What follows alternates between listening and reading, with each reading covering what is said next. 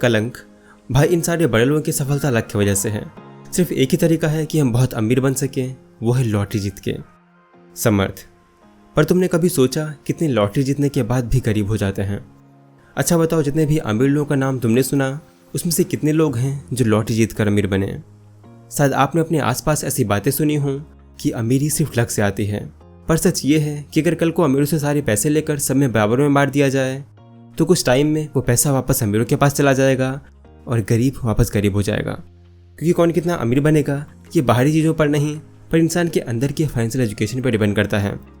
Financial intelligence से आप किसी के फ्यूचर का अंदाजा लगा सकते हैं बस ये देखकर कि उसका माइंडसेट कैसा है। 10 सितंबर 1964 को चाइना में एक बच्चा पैदा हुआ जो स्कूल में बहुत ख़राब था, कई एग्जाम्स में फेल हो जाता था। जब यंग था तो उसने KFC में काम करने के लिए अप्लाई किया जहाँ 24 कैंडिडेट्स थे और 23 वैकेंसीज थी, और वही एक ऐसा था जिसे नौकरी के लिए नहीं चुना गया।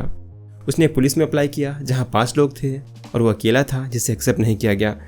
यूनिवर्सिटी एज में उसने हार्वर्ड में एडमिशन के लिए अप्लाई किया लेकिन उसे एडमिशन नहीं मिला। उसने दोबारा कोशिश की फिर भी नहीं हुआ। तीसरी बार भी फेल। उसने 10 बार अप्लाई किया फिर भी एक्सेप्ट नहीं हुआ। जब उसने अपना स्टार्टअप शुरू करने का फैसला लिया और सिलिकॉन वैली में इन्वेस्टर को ढूंढा तो सब ने उसे साफ मना कर दिया। तो इन सब बैकग्राउंड के साथ इस आदमी का फाइनेंशियल फ्यूचर कैसा होगा? 12 सालों बाद ये आदमी दुनिया के सबसे अमीर लोगों में से एक बन गया। हम बात कर रहे हैं जैक मा, अलीबाबा के फाउंडर की। देखो, हो सकता है आप मैथ्स में बेकार हो, इवन हो सकता है आपको KFC में भी नौकरी ना मिले, पर अगर आप में फाइनेंशियल इंटेलिजेंस है तो ये ज़्यादा मायने रखता है। जैसे अगर आपको टैक्स के बारे में पता है तो मान लो आप साल भर में 12 लाख रुपए कमाते हैं और 15% टैक्स देते हैं, बल्कि कोई और भी इतना ही कमाकर 25% टैक्स दे रहा है, तो सिर्फ थोड़ी समझ से आप हर साल 1,20,000 रुपये बचाएंगे, वो भी लीगल तरीके से टैक्स कम देकर। तो यही आपकी फाइनेंशियल एजुकेशन दिखाता है। तो 5 तरह की फाइनेंशियल इंटेलिजेंस हैं जो आप डेवलप कर सकते हैं ताकि आप अमीर बन सकें। तो पहला फाइनेंशियल इंटेलिजेंस है ज़्यादा पैसे बनाना। अपने खर्चे कम करना ये ज़रूरी है, लेकिन जो असली फ़र्क डालता है आपकी करंट फाइनेंशियल सिचुएशन पे और पैसे बनाने में ताकि फाइनेंशियल फ्रीडम अचीव की जा सके, वो है इनकम बढ़ाना। और इसमें कोई लिमिट नहीं है सिवाय आपके फाइनेंशियल इंटेलिजेंस के लेवल के। इसलिए आपको अपना फाइनेंशियल इंटेलिजेंस डेवलप करना चाहिए ताकि ये आपकी इकोनॉमिक सक्सेस में रुकावट ना बन सके। जितना ज़्यादा आपका फाइनेंशियल IQ होगा उतना ही ज़्यादा आप पैसा कमाओगे।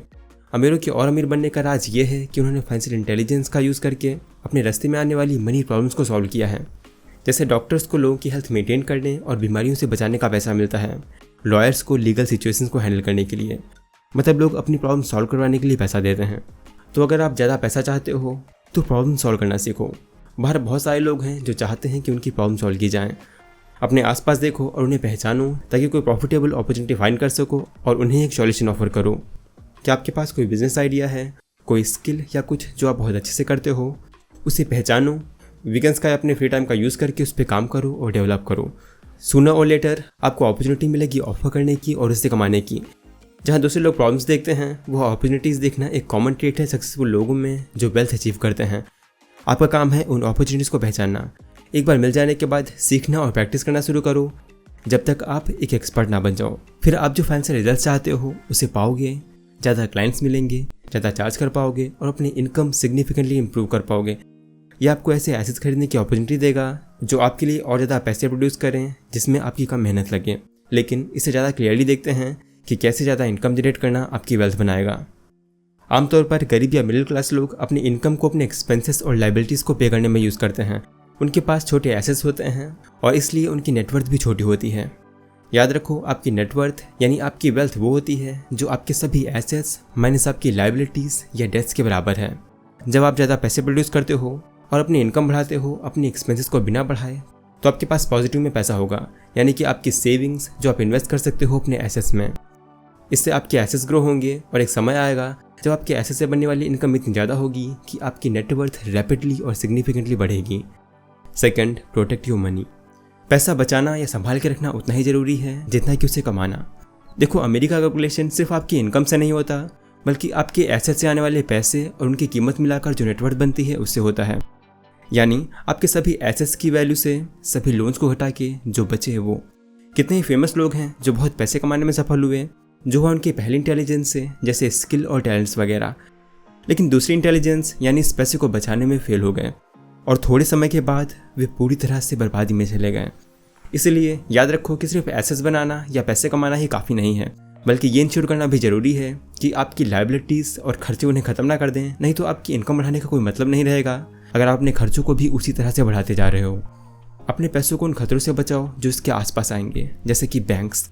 जब आपके पास ज़्यादा पैसा होता है तब बैंक्स आपको अपने फाइनेंशियल प्रोडक्ट्स ज़्यादा ऑफर करते हैं, जैसे हाई कैटेगरी के credit cards, mortgages, car loans. Bank का बिजनेस मॉडल यही है कि वो उन लोगों को पैसा उधार दे जिसे सच में इसकी ज़रूरत नहीं है और जो इसे वापस करने में कैपेबल है, और वो इसी तरह से इंटरेस्ट कमाते हैं। जब आपके पास ज़्यादा पैसा होगा, सरकारी एजेंसीज आपके फाइनेंशियल मूवमेंट्स पे और भी ज़्यादा नज़र रखेंगी और आप पर हायर टैक्स लगाएंगी। अपने आसपास के लोगों, चाहे वो रिश्तेदार हों या दोस्त, उनसे सावधान रहें जो पैसा देकर अचानक से आते हैं और आपसे अपने फाइनेंशियल लाइफ सॉल्व करने की उम्मीद रखते हैं, या फिर वो लोग जो आपको किसी करोड़ रुपए के बिजनेस में इन्वेस्ट करने के लिए कहते हैं। रॉबर्ट कियोसाकी इन्हें फाइनेंशियल प्रेडेटर्स कहते हैं और रिकमेंड करते हैं कि आप इनका ध्यान से सामना करो, क्योंकि ये आपका पैसा छीन लेंगे और अगर आप उन पे अपनी मेहनत का पैसा खो देते हो तो आपकी सारी मेहनत बेकार हो जाएगी। क्योंकि ऐसे लोग आपकी वेल्थ जर्नी में ज़रूर मिलेंगे, इसीलिए आपको पहले से ही तैयार रहना चाहिए। थर्ड, अपने पैसे पर नज़र रखना। अपने इनकम और एक्सपेंस का रिकॉर्ड रखो और उनका आपके फाइनेंशियल गोल पे क्या असर होता है इसका ट्रैक रखो। लेकिन जब आप एक बजट बनाते हो सकता है कि आप डेफिसिट बजट पे हो, यानी आपके पास अपने खर्चों को पूरा करने के लिए इनफ मनी नहीं है। ये ज़्यादातर लोगों के साथ होता है। या फिर आप एक सरप्लस बजट पे हो सकते हो जिसमें आपके पास एक्स्ट्रा पैसे होते हैं। जब लोगों के पास पैसे की कमी होती है या उनका बजट डेफिसिट में होता है, वो उधार ले लेते हैं या क्रेडिट कार्ड्स का यूज़ करके प्रॉब्लम में पड़ जाते हैं, जो बाद में बहुत हाई इंटरेस्ट की वजह से और प्रॉब्लम क्रिएट करता है।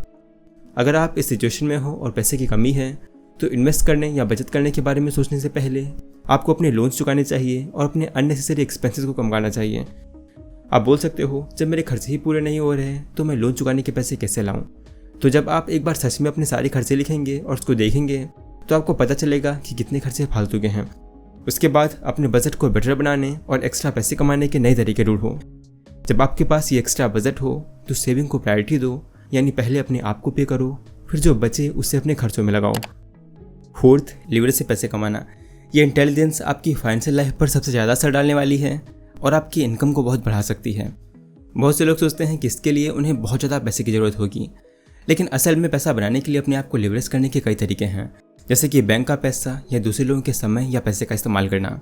जैसे कि लिए अमीर लोग दूसरों के समय का लिवरेज उठाते हैं, उन्हें हायर करके या अपने बिजनेस को बैंक वगैरह से मिलने वाले कम इंटरेस्ट रेट के पैसे से ग्रो करके वो लोन लेते हैं ताकि वो इसका इस्तेमाल अपने फाइनेंशियल और बिजनेस इन्वेस्टमेंट में कर सकें। एग्जाम्पल के लिए मान लो पहले केस में हम अपने 10 लाख रुपए को एक बिजनेस में इन्वेस्ट करते हैं जिसका 20% का हर साल का मार्जिन है, तो हमें अपने इन्वेस्टेड अमाउंट पे 20% का प्रॉफिट यानी 2 लाख रुपए का फायदा होगा, जिससे हमारे टोटल पैसे 12 लाख हो जाएंगे। अब दूसरे केस में देखते हैं जहां हम बैंक से 10 लाख रुपए का उधार लेते हैं 10% एनुअल इंटरेस्ट रेट पर और हम अपने 10 लाख रुपए के साथ मिलाकर टोटल 20 लाख रुपए इन्वेस्ट करते हैं। इसी बिजनेस में मार्जिन फिर भी 20% होगा, इसलिए 20% का प्रॉफिट 4 लाख रुपए होगा, जिससे हमारे टोटल पैसे 24 लाख रुपए हो जाएंगे। इसमें से बैंक को 10 लाख रुपए वापस करना होगा और 1 लाख इंटरेस्ट देना होगा, जिससे हमारे पास 3 लाख रुपए बचेंगे, जो पहले केस के 2 लाख रुपए से ज़्यादा हैं। इसे हम दूसरों के पैसे का लीवरेज उठाना बोलते हैं, जिसका यूज़ कई बिजनेस करते हैं। वे लोन लेने का एक और रीज़न टैक्स बचाना हो सकता है, पर यह तरीका सिर्फ वही यूज़ कर सकते हैं जिसमें सच में बिजनेस और इन्वेस्टमेंट की समझ है, इसलिए फाइनेंशियल नॉलेज इतना ज़रूरी है। फिफ्थ, अपनी फाइनेंशियल इन्फॉर्मेशन बढ़ाना। अक्सर लोग सोचते हैं कि लोगों की अमीरी उनके पैसे में होती है, लेकिन असल में उनकी असली वेल्थ उनके पैसे जनरेट करने की एबिलिटी में होती है। इसलिए आपको अपने आप को इन्फॉर्म करना चाहिए और उस बिजनेस या इन्वेस्टमेंट के बारे में नॉलेज गेन करना चाहिए जिसमें आप इन्वेस्ट करने जा रहे हो। बहुत बार इन्वेस्टमेंट्स के नकली गुरु के पीछे चलने वाले लोग अपना सब कुछ खो देते हैं। एग्जाम्पल के लिए पंप एंड डंप स्ट्रैटेजी। इस स्ट्रैटेजी में वो लोग सस्ते में शेयर खरीदते हैं और फिर उसकी कीमत को बढ़ाकर फ्यूचर में होने वाली प्रॉफिट की गलत एक्सपेक्टेशन क्रिएट करते हैं, और फिर जब कीमत सबसे ज़्यादा होती है तो इसे बेच देते हैं, जिसमें इतना नॉलेज नहीं है उन्हें भारी नुकसान उठाना पड़ता है। इसलिए अगर आप रियल एस्टेट में इन्वेस्ट करना चाहते हो तो आपको इसके बारे में पढ़ना चाहिए, कॉन्फ्रेंसेस में जाना चाहिए, सेक्टर्स की मैगजीन को सब्सक्राइब करना चाहिए और उस बिजनेस में पहले से सफल लोगों से कनेक्शन बनाना चाहिए। एक्सपीरियंस से सीखना एक अच्छा तरीका है, इसलिए दूसरों के एक्सपीरियंस से सीखो। सीखने के बाद धीरे धीरे इन्वेस्ट करना शुरू करो, कैलकुलेटेड रिस्क लेते हुए और अपने कैपिटल को रिस्क से दूर रखते हुए। पैसा जनरेट करने की असली स्किल ये नहीं है कि आप किस एसेट में इन्वेस्ट करते हो, बल्कि ये है कि आप उस एसेट के बारे में क्या जानते हो। तो वीडियो पसंद आई तो लाइक और शेयर करना ना भूलें, और ऐसी ही वीडियो आप फ्यूचर में मिस ना कर दें, इसके लिए सब्सक्राइब करके बेल नोटिफिकेशन ऑन कर दें। तो आज के लिए बस इतना ही। Thanks for watching.